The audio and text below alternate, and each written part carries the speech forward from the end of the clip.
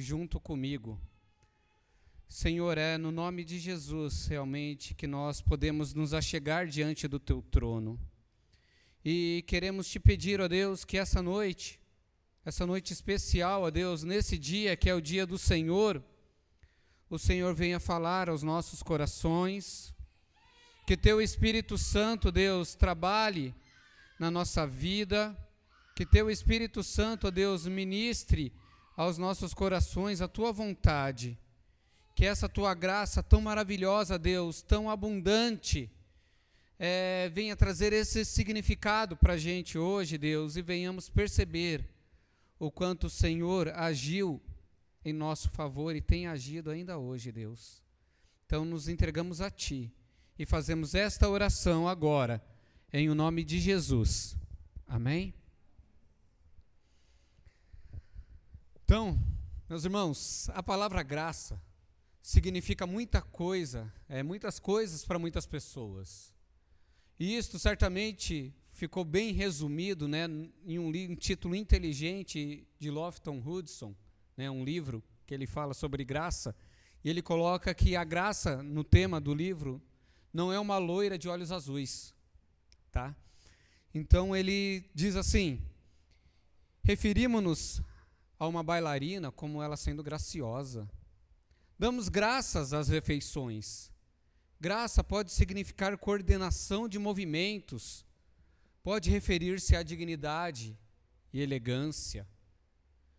Mais importante que tudo, graça pode significar favor imerecido. Estender favor especial a alguém que não merece, que não adquiriu e que nunca poderá pagá-lo. Então essa é a definição que ele coloca nesse livro e que é bem interessante para a gente pensar. E de vez em quando chegamos a uma passagem das Escrituras onde nós temos uma ilustração belíssima desse tipo de graça. E ficamos admirados com esse dom tão surpreendente. Encontramos um desses momentos na vida de Davi. E esse é seguradamente, meus irmãos, um dos maiores exemplos de graça em todo o Antigo Testamento. O episódio onde envolve um homem obscuro com um nome quase impronunciável, Mefibosete, né? É uma história linda e inesquecível, é nela que nós vamos pensar essa noite. E ela se encontra no livro de 2 Samuel. Então nós vamos fazer a leitura de 2 Samuel, capítulo 9, de 1 a 13. 2 Samuel, capítulo 9, de 1 a 13. Acompanhe comigo esta leitura, ou pode abrir a sua Bíblia também nesse texto. Eu vou usar a Almeida, Revista e Atualizada aqui, tá? Então diz assim o texto: Disse Davi: resta ainda, porventura, alguém da casa de Saul, para que eu use de bondade para com ele, por amor a Jonatas? Havia um servo na casa de Saul, cujo nome era Ziba. Chamaram-no que viesse a Davi. Perguntou-lhe o rei: és tu Ziba? Respondeu: eu mesmo, teu servo. Disse-lhe o rei: não há ainda alguém da casa de Saul para que eu use de bondade de Deus para com este? E então Ziba respondeu ao rei: ainda há um filho de Jonatas, aleijado de ambos os pés. E onde ele está? Perguntou o rei. Ziba lhe respondeu: ele está na casa de Maquir, filho de Amiel, em Lodebar. Então mandou o rei trazê-lo de Lodebar, da casa de Maquir, filho de Amiel, vindo Mefibosete, filho de Jonatas, filho de Saul, a Davi. Este inclinou-se, prostrando-se com o rosto em terra. Disse-lhe Davi: Mefibosete, e ele disse: eis aqui o teu servo. Então lhe disse Davi: não temas, porque usarei de bondade para contigo, por amor a Jonatas teu pai, e te restituirei todas as terras de Saul teu pai, e tu comerás pão sempre à minha mesa. Então se inclinou-se e disse: quem é teu servo, para teres olhados para um cão morto, tal como eu? Chamou Davi a Ziba, servo de Saul, e ele disse: tudo que pertencia a Saul e toda a sua casa dei ao filho do teu senhor. Trabalhar-lhe-ás, pois, a terra, tu, teus filhos e teus servos, e recolherás os frutos, para que a casa do teu senhor tenha pão que coma. Porém, Mefibosete, filho do teu servo, comerá pão sempre à minha mesa. Tinha Ziba 15 filhos e 20 servos. Disse Ziba ao rei: segundo tudo quanto meu senhor, o rei, manda, o meu servo assim fará. Comeu, pois, Mefibosete à mesa de Davi, como um dos filhos do rei. Tinha Mefibosete um filho pequeno, cujo nome era Mica.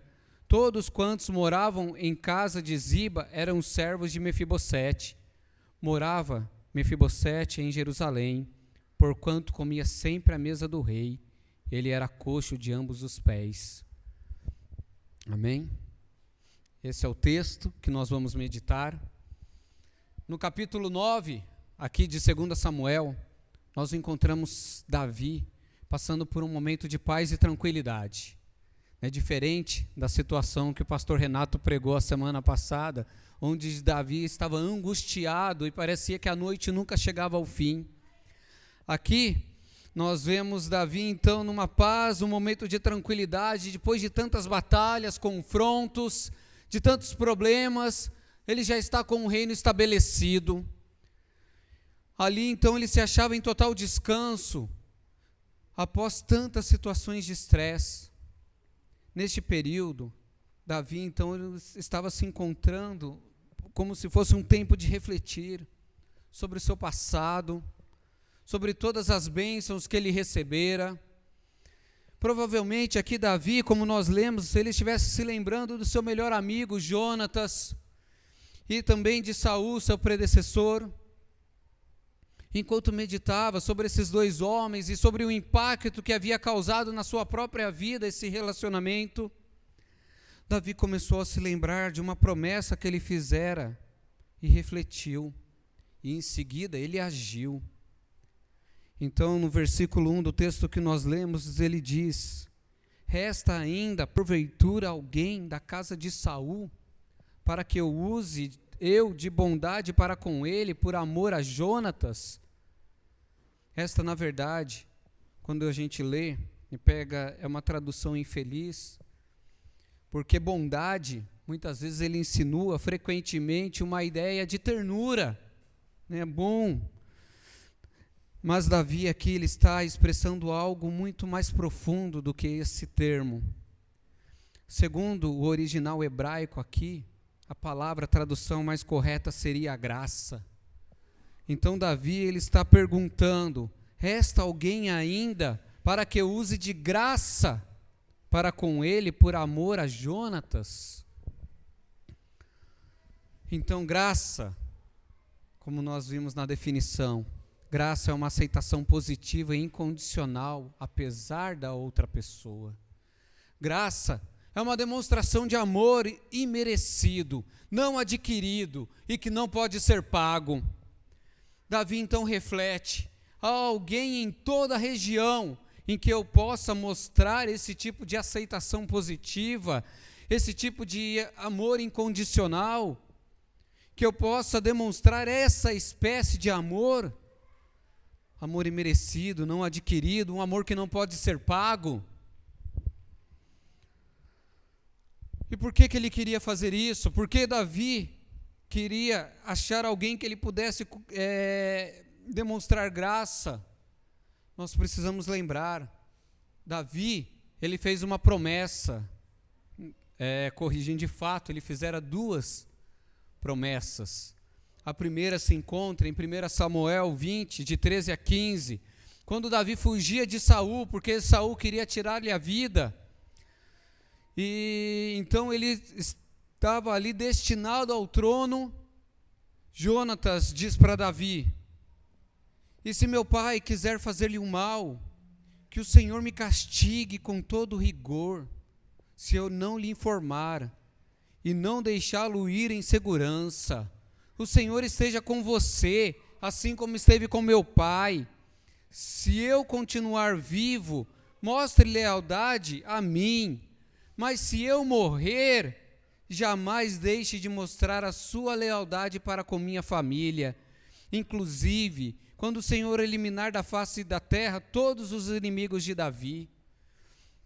Era costume, meus irmãos, da dinastia orientais, quando o novo rei subia no trono, que todos os membros da dinastia anterior fossem exterminados.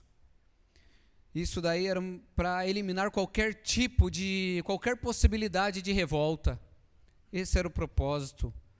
Então Jonatas, aqui, ele está dizendo: Davi, quando você subir ao trono, como certamente acontecerá, você vai mostrar graça para com a minha família?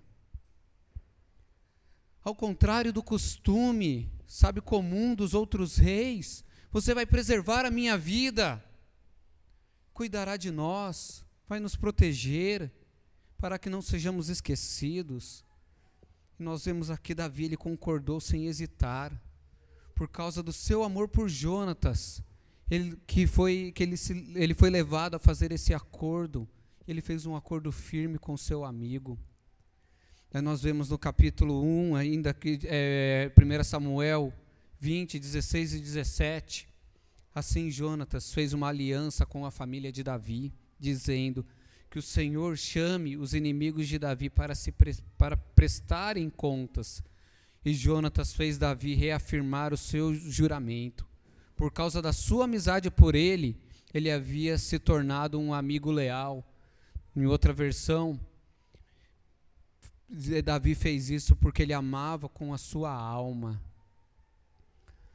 Então, por causa desse amor, nós vemos uma lealdade, nós vemos o motivo, dessa promessa, ou por que Davi está refletindo agora em 2 Samuel 9. E o segundo, a promessa feita. Mais tarde, vemos também, e eu espero que você se recorde aqui, depois de Davi ter poupado a vida de Saul na caverna, Saul lhe diz: agora eu tenho certeza que você será rei, e de que o reino de Israel será firmado em suas mãos.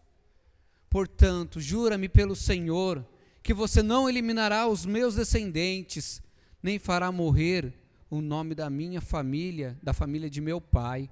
Então Davi fez um juramento a Saul, e ele voltou para casa.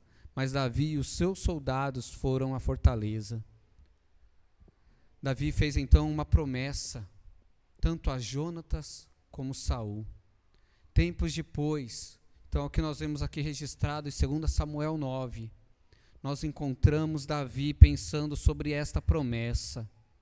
E ele começa perguntando então às suas pessoas da corte: resta ainda alguém, porventura, da casa de Saul, para que eu use de bondade para com ele, por amor a Jonatas? Davi pergunta: resta ainda alguém? Penso que vale a pena a gente notar essas palavras. Resta ainda alguém? Ele não está perguntando: há alguém qualificado? Ou alguém digno da família de Saul? Não. Ele diz: há ainda alguém. Então não importa quem seja, há alguém. Há alguém vivo que eu deva, ou que deva receber a minha graça. Isso é aceitação irrestrita, é baseada num amor incondicional. Ele não olhou a qualidade, ele não olhou as credenciais. E esse alguém foi identificado então. Nos versos 2 e 3, havia um servo da casa de Saul, cujo nome era Ziba. Chamaram-no que viesse a Davi. Disse-lhe o rei: tu és Ziba? Respondeu ele: teu servo. Perguntou o rei: não há ainda algum da casa de Saul a quem eu possa mostrar bondade de Deus? Ziba respondeu: ainda há um filho de Jonatas, aleijado de ambos os pés. Ao ler as entrelinhas aqui, meus irmãos, você sentirá que existe uma insinuação no conselho dado por Ziba, esse servo que ainda servia ali na casa de Saul. E essa insinuação, esse conselho de Ziba a Davi, implicava em algumas coisas. E então ele falava: olha, Davi, é melhor você pensar 2 vezes antes de agir, antes de trazer Mefibosete para cá. Porque esse sujeito, ele não vai causar uma boa impressão aqui na sua corte. Sabe, ele não se ajusta ao ambiente, a esta sala do trono tão pomposa, tão bonita, nesta casa tão bela, aqui na cidade de Jerusalém. Na verdade, sabe, ele não é uma pessoa agradável de ver. Olhe, Davi, ele tem uma grave deficiência. Essa é a identidade, a identificação que Ziba dá a respeito de Mefibosete. Mas Davi, ele pergunta: resta alguém? E este conselheiro, ele só responde: sim, um aleijado. A resposta de Davi, então, é comovente, meu irmão. Ele diz: onde ele está? Ele não pergunta se o problema é sério, nem sequer indaga como ele ficou naquela condição. Ele apenas inquiriu onde ele se encontra. Davi pergunta simplesmente onde ele está. A graça é assim. A graça não procura feitos que mereçam amor. A graça opera separado da resposta ou da capacidade do indivíduo. A graça é unilateral. É Deus se dando em plena aceitação de alguém que não merece, jamais poderá adquiri-lo, ou jamais poderá se pagá-lo. É isso que torna a história de Davi e Mefibosete tão notável. É um rei famoso que se humilha e se dá para alguém que representa tudo que Davi não era. Então Davi, ele simplesmente pergunta onde ele está. Respondeu Ziba ao rei: ele está na casa de Maquir, filho de Amiel, em Lodebar. E é bem interessante a gente pensar nisso. Ele vivia de favor na casa de Maquir, e quando a gente estuda isso, a gente vê que ele era um homem bom, com bons recursos. Mas quando nós vamos para o último termo geográfico, que é interessante, o de Lodebar, né? Em hebraico significa não, e Debar, em hebraico, tem a sua raiz em pasto, pastagem. Então, este descendente de Jonatas, ele não tem lugar, sabe, ou seja, o lugar que ele mora é incrivelmente não dá plantação, é um lugar complicado. Ele vive numa região obscura da área da Palestina. E mais de 10, a distância é muito grande ali de Jerusalém. E desde que o costume era matar a dinastia anterior, muitos indivíduos eram exterminados, ou eles tinham que ficar ocultos pelo resto de sua vida. Esse era o motivo porque Mefibosete estava lá. Por isso foi isso que Mefibosete fez. Ele se escondera, e o único que conhecia o seu paradeiro era o antigo servo de Saul. Davi então não pergunta como este homem ficou aleijado dos pés, mas nós descobrimos a resposta no capítulo 4, ainda de 2 Samuel.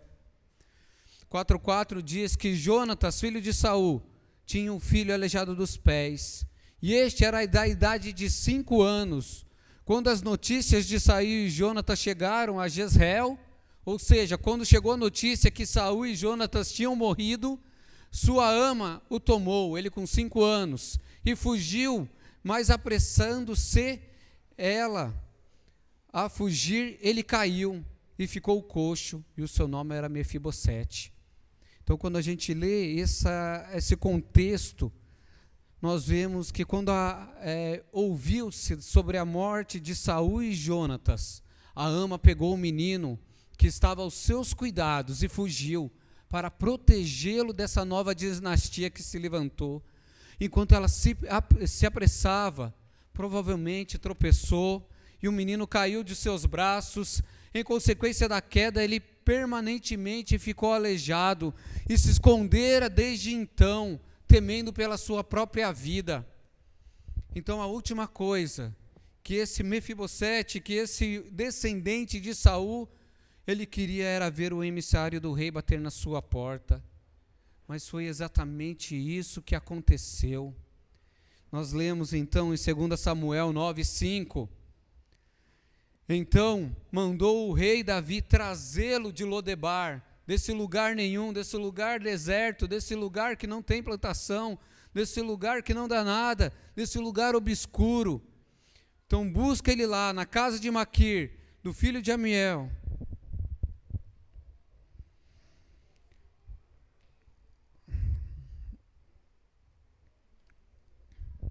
Então você pode imaginar, né, o espanto desse homem.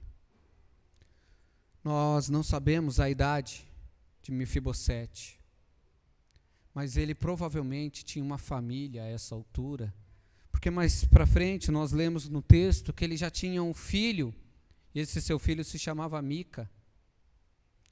Sabe, então depois de responder a batida da porta, nós vemos Mefibosete de fronte com os soldados do rei, que lhe dizem: o rei quer vê-lo. E provavelmente ele pensou: certamente então este é o meu fim.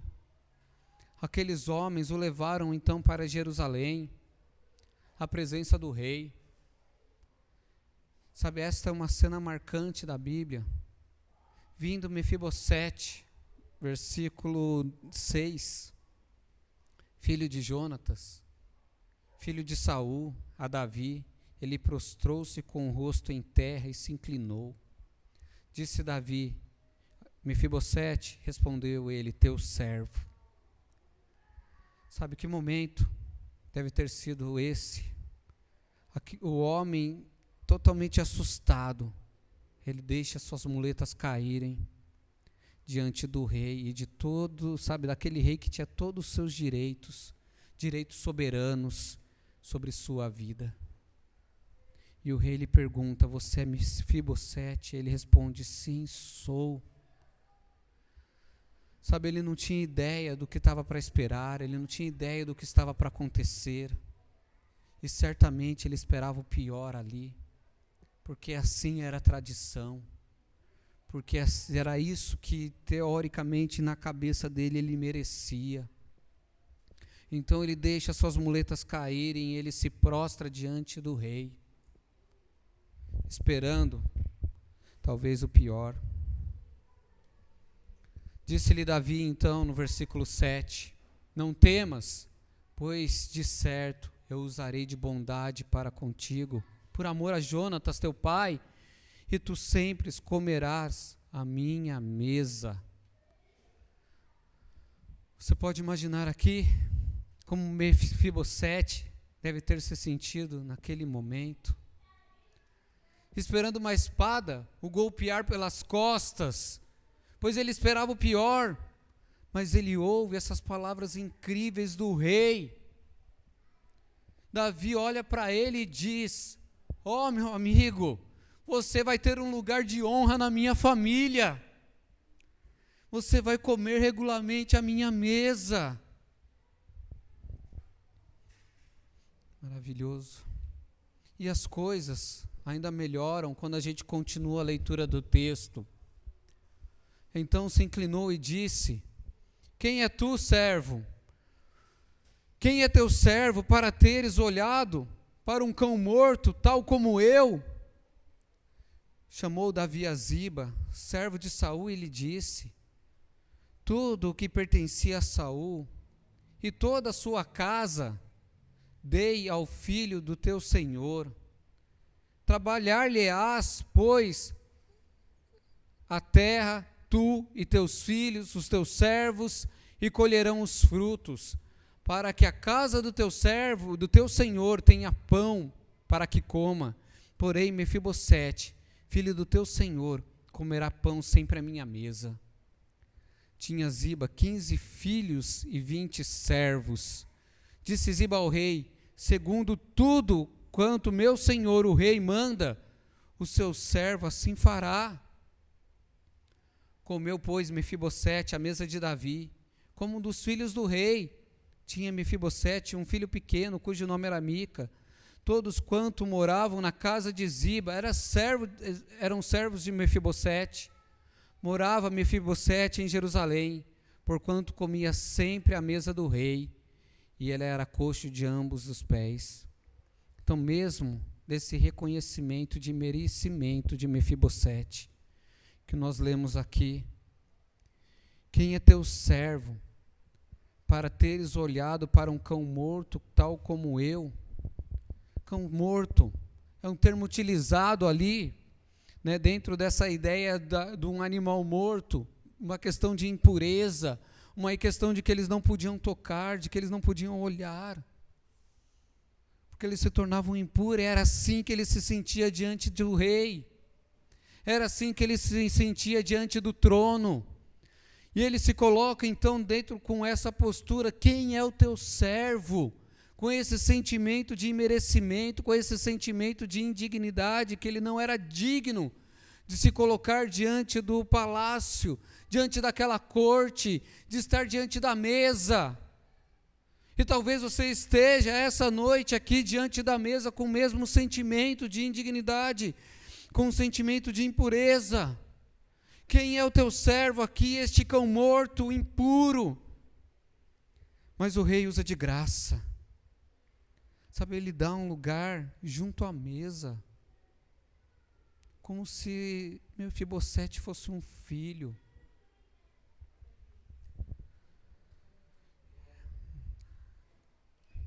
Sabe, esse relato fantástico da graça.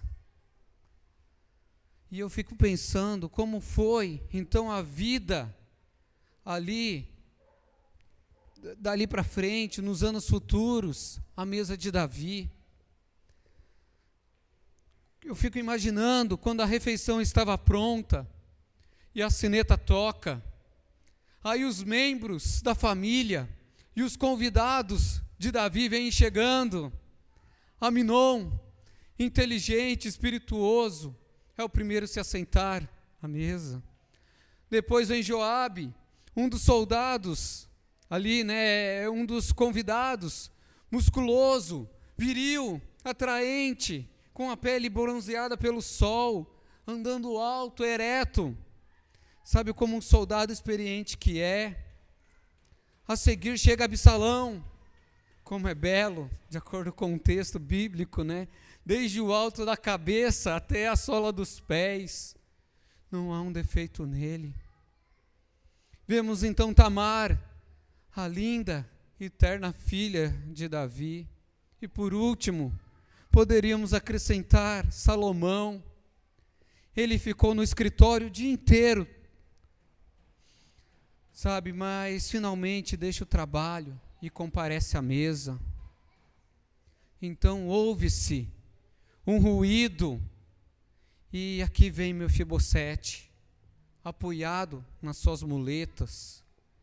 Ele dá um sorriso sem graça, e humildemente ele se ajunta aos outros e toma o seu lugar à mesa, como se fosse um dos filhos do rei.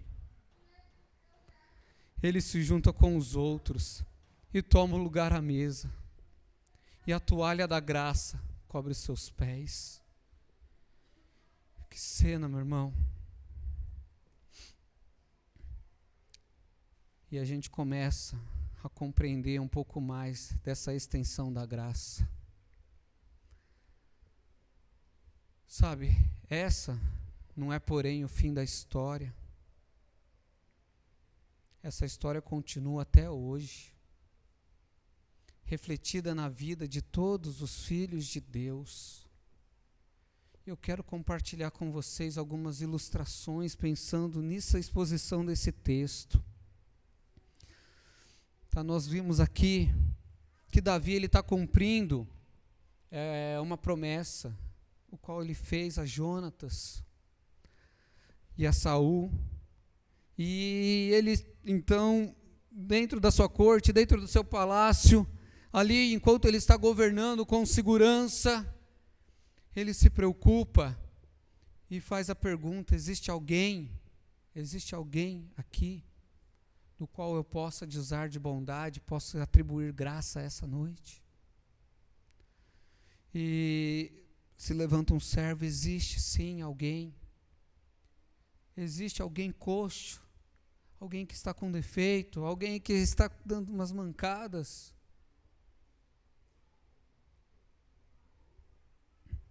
Davi não questiona, mas manda buscar. Busca ele num lugar árido, num lugar difícil, de difícil acesso, um lugar distante, que na verdade ele estava se escondendo, porque ele já não tinha esperança, porque a vida dele era ali. E quando ele chega, achando que algo ruim vai acontecer, que ali seria o seu fim, porque ele estava diante do rei. Esse rei não só lhe devolve tudo, os bens de Saul, do qual era a herança de Mefibosete, mas como também lhe dá ali o seu servo, Ziba, e a gente vê que a dimensão da riqueza de Saul era tão grande, só pela quantidade de filhos que esse servo tinha e a quantidade de empregados que o empregado tinha. Então a história, ela desenvolve esse enredo mostrando que como ele saiu de um lugar de precariedade, Davi está ali trazendo para um lugar de honra. E essa história vai indo e fala: você vai voltar para Jerusalém, você vai comer à minha mesa. Então, olhando para essa história, para essa narrativa, nós vemos que essa história, ela não tem um fim, ela continua até hoje refletida na vida de todos os filhos de Deus. E eu quero trazer umas analogias aqui. O rei Davi, por amor a Jonatas, ele demonstrou graça ao seu filho aleijado. Meu irmão, Deus também demonstra graça ao pecador crente por amor do seu Filho, Jesus Cristo, e o preço que ele pagou na cruz. Meu irmão, Mefibosete não tinha nada. Segundo ponto aqui que a gente coloca. Não tinha nada, ele não merecia nada, ele não podia pagar nada. O que ele poderia dar ao rei? De fato, ele nem sequer tentou ganhar o favor do rei. Ele se humilhou e esperou, deixou as muletas caírem e esperou que a sentença viesse do rei. Então ele nem sequer tentou ganhar o favor do rei, ao contrário, ele se ocultou dele. E o mesmo se aplica a nós. Não merecíamos nada, não tínhamos nada, não podíamos oferecer nada a Deus. A graça remove todas as exigências e elimina a necessidade de justificativa quando Deus vem até nós e diz: você é meu, aceito você como você é, com muletas, com problemas, com defeitos e tudo. Terceira analogia aí. Davi restaurou Mefibosete de um lugar árido a um lugar de honra. Ele tirou esse indivíduo quebrantado, deficiente, de um esconderijo onde não havia pastagem e o levou a um lugar de abundância. Assim Deus nos tirou de onde nós estávamos e nos levou para onde Ele está, a um lugar de comunhão com Ele.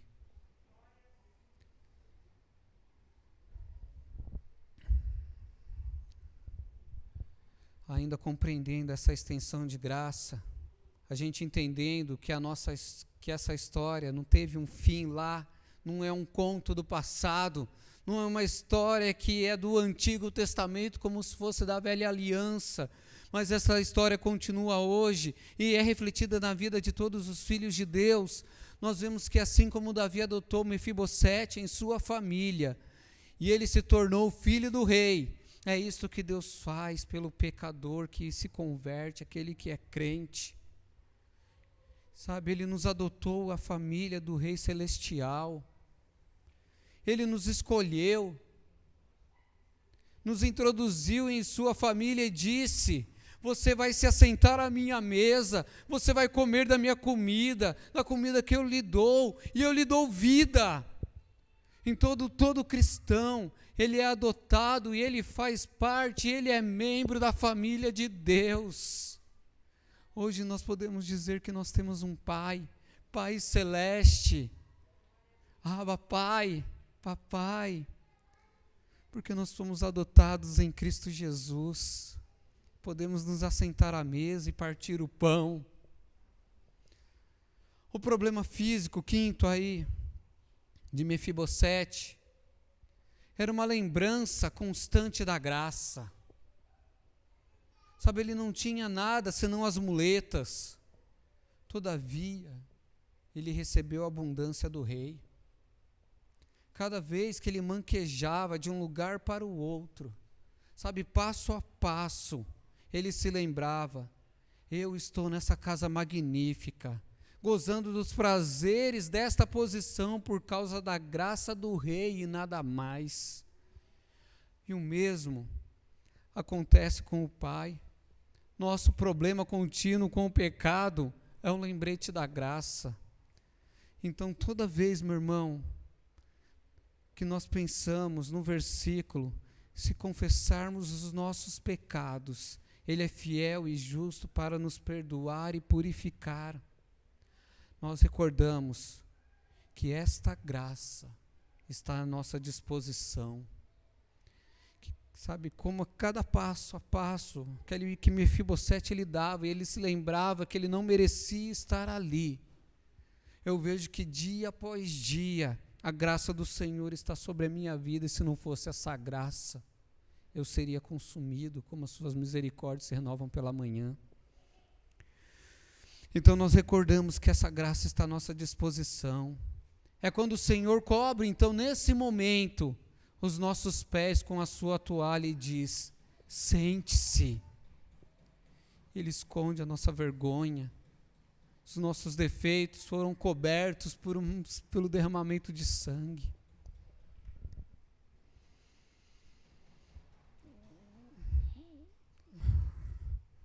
Quando Mefibosete se assentou, isso não está aparecendo para vocês? Aqui. Quando Mefibosete se assentou à mesa do rei, ele foi tratado como qualquer outro filho do rei. E a gente ainda está compreendendo a extensão da graça. E essa extensão chega até mim e chega até você essa noite. Então, quando Mefibosete, ele sentou-se à mesa do rei, ele foi tratado como qualquer outro filho do rei. É isso que acontece agora. É o que vai acontecer durante toda a eternidade. Quando festejarmos com o Senhor, você pode imaginar-se se assentado à mesa com Paulo, com Pedro, sabe, com João, e talvez pedir para Tiago: Tiago, me passe o pão. Conversar com Isaac, com Spurgeon, com Martin Luther King, com Calvino. Partir o pão com Abraão, com Esther, com Isaías. E assim, sabe, com o próprio rei Davi, acompanhado de Mefibosete.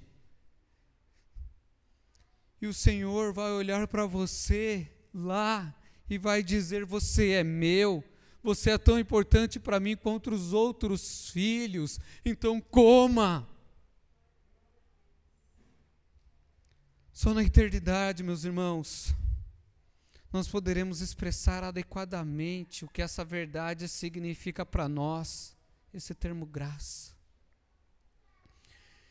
O fato dele ter nos escolhido em nossa condição pecaminosa e rebelde, sabe, nos tirar dessa condição pela graça, de um lugar árido, e nos dar um lugar junto à mesa, é em amor. Sabe, Ele nos permitiu então que a sua toalha da graça cobrisse os nossos pecados, e hoje somos livres. nós já estamos concluindo a nossa parte aqui e partirmos para a ceia. Então, que possamos terminar verdadeiramente essa mensagem alegres, sabe, agradecidos. E obrigado, Pai, por me achar quando eu não estava olhando, por me amar quando eu não era digno, por me tornar seu quando eu não merecia. Graça, ela é realmente maravilhosa, graça. Essa é a mensagem do Senhor essa noite. Que possamos participar agora da Santa Ceia do Senhor, da mesa, do partir do pão, sabe, com isso em mente, que a toalha do Senhor está aqui, cobrindo os nossos pecados, sabe, transportando hoje. O que cobriu os nossos pecados foi o sangue vertido na cruz de Cristo. Fomos aceitados e adotados por Ele. Podemos tomar parte, podemos sentar à mesa e comer. Que Deus abençoe grandemente a sua vida, meu irmão. Amém?